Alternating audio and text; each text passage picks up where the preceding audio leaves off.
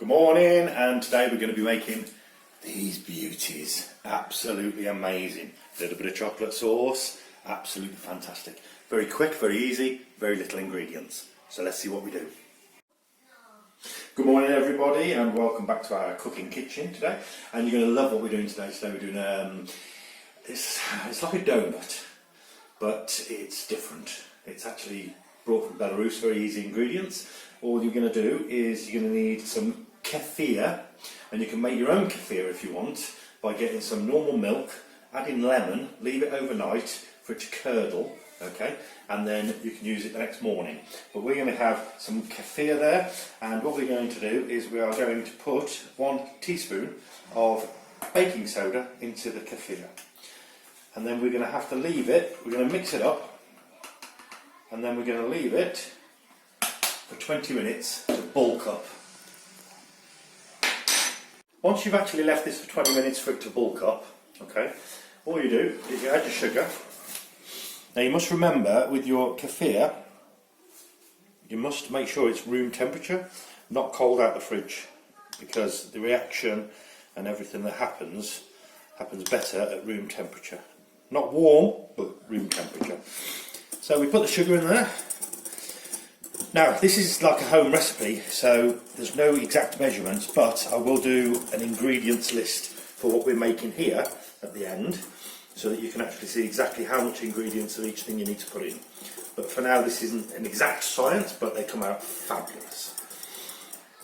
Now once that's all settled down and sat nicely, we're going to add 5 heaped spoons of flour, sieved through. 4, 5. I haven't got my helper this morning. Helper's watching cartoons. I'll give her the day off. Can't afford to pay her. So, 5 heaped tablespoons of flour to start with. But this is, as I said before, it's not an exact science, so we have to do a little bit of trial and error. So we're going to mix that in, and we're going to try and get to a certain point, which I will show you, and then I'll let you know how many spoons we actually use in total. So the mixture is now ready, so to test the mixture, and you can always add a little bit more flour if need be, if it's still a little sticky, pop a spoon inside a glass of water, just normal water, and pick up the mixture, and then just see. It should just plop off like that. Okay, if it plops off, then it's ready and it's okay. Now that we've got our mix all ready to go, we're going to need a frying pan and a hob. We're going to need some vegetable oil. We're going to put the vegetable oil into the frying pan. Now you're going to need to get it around about 2 or 3 millimeters of depth of oil. Okay, because you're going to need a little bit of frying depth. And we're going to switch that on, and we're going to heat that right up, almost to boiling point. Going to get it really, really hot. And once it's really hot, we'll come back to it, and then we'll go on to the next stage. So the oil is nice up to temperature. What I've done is I've turned the hob down to number 5, just to bring it down a little bit. Now we're going to take a spoon of this, and we are going to literally pop it in there like that.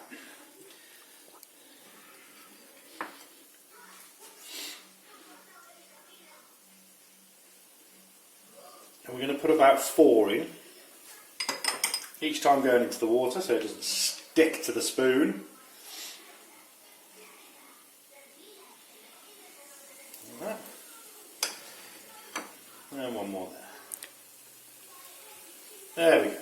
And we're going to leave those in there for a few minutes and put the lid on. And let's see what happens. So, just so you can see, once the actual base goes brown, just give them a quick flick over. And pop the top back on.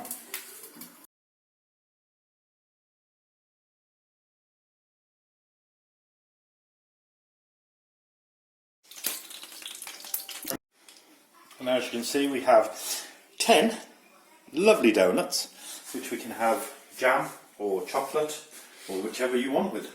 It's very, very nice, which we'll have some in a minute. Who's come back? Now that we're ready to eat, like I said, it's not about the preparing the food, it's about eating the food, and this is what you're looking for. Absolutely beautiful.